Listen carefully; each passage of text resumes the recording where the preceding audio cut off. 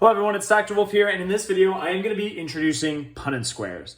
So with Punnett Squares, once we know a genotype, right?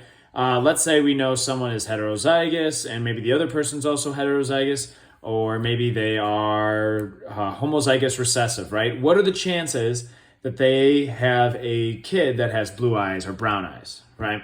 So it's a tool that allows us to predict the probability of them passing down certain traits or genotypes. So let's look at how this works. Now I know it gives you different steps right here, but let's first start with the practice, the actual problem. So what is the expected outcome of a cross between a heterozygous mother and a father who cannot taste PTC paper? So cannot taste. All right, tasting PTC is a dominant trait.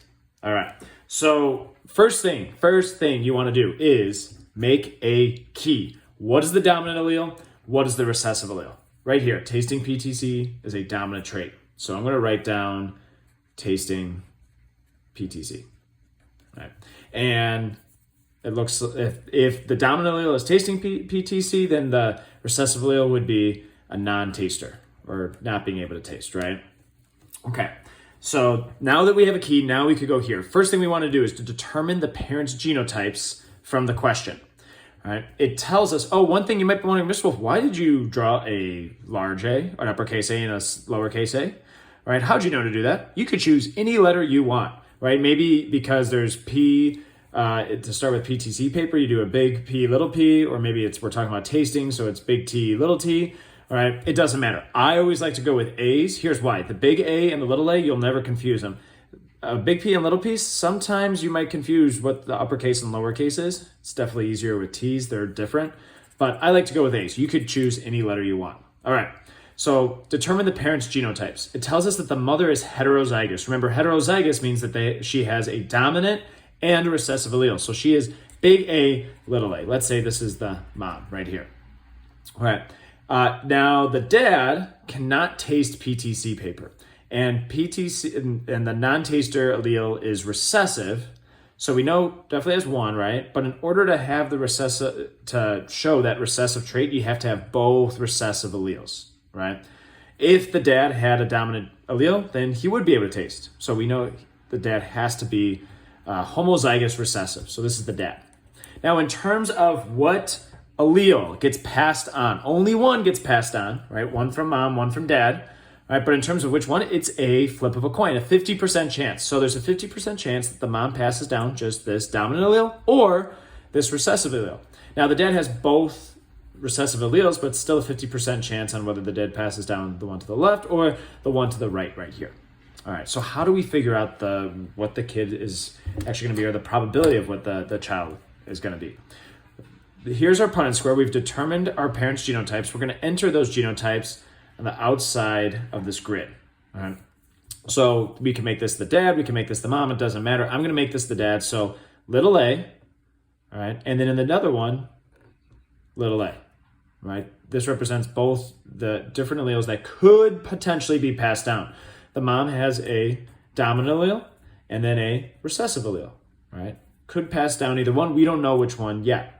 So what we're going to do with this Punnett square is we are going to look at every single type of possibility that could happen, right? The dad could pass down this little a, and that could combine with the mom's dominant allele, right? The dad could pass down this little a, and it gets paired up with this recessive a from the mom. Same thing over here. The dad passes down this recessive a, and it gets paired up with this dominant one from the mom, and then the recessive a from the dad, recessive A from the mom. All right, so we've entered the parents' genotypes and we've already combined the parent alleles inside the grid. Our last goal is to determine, what does this actually mean? What are the expected genotypes and phenotypes? All right, so let's first focus on the genotypes. The possible genotypes that we see in these four squares right here, there's only two types, right? There's heterozygous and homozygous recessive. So those are the possible genotypes. Now we're going to write down, what is the actual ratio or percentages, all right? So I like to do percentages, by the way. And what I do is I just say, okay, I have four squares. How many of them are heterozygous? Four squares, 1, 2, so 2 out of 4, or 1/2, or 50% are heterozygous. 50% are homozygous recessive. So I'm going to put 50% right here. All right. Now, I just realized, you guys might be wondering, Mr. Wolfe, why did you choose this trait right here? And I didn't realize I did not introduce it. So what is PTC paper? PTC paper, all right, this is what it looks like, all right? We'll do this in class, all right? And it comes in just a bottle like this. It has a chemical, PTC, and if you have the tasting gene, all right, like I do, and I taste this, it tastes really, really bitter. But for instance, my roommate just tried this and he could not taste it. So he is a non-taster. This is his genotype right here. All right, it just tastes like paper. Okay. So that gives a little bit more of insight on what the gene is. Sorry, I didn't say it till just now. All right. So genotypes, we got those down. The percentages, right? 50-50 chance of having either genotype. What about the phenotypes? All right. So if I have a dominant allele, then we know automatically that person's going to taste PTC. So we got tasting PTC as a possible phenotype. And then a non-taster would have to have both recessive alleles, and that's there too. So non-taster is also a possible phenotype, right? These shaded in right here would be my tasters. These would be my non-tasters.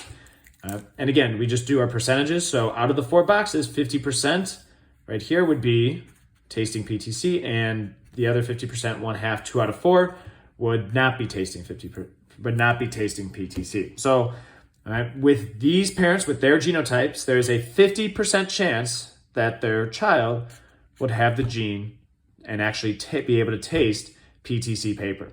Now notice that these percentages are exactly the same for both genotype and phenotype. There are going to be plenty of times where you have different genotypes. Your genotype percentages are going to be different than your phenotype percentages. All right? It just depends on the different types of crosses that you do. Thanks for watching.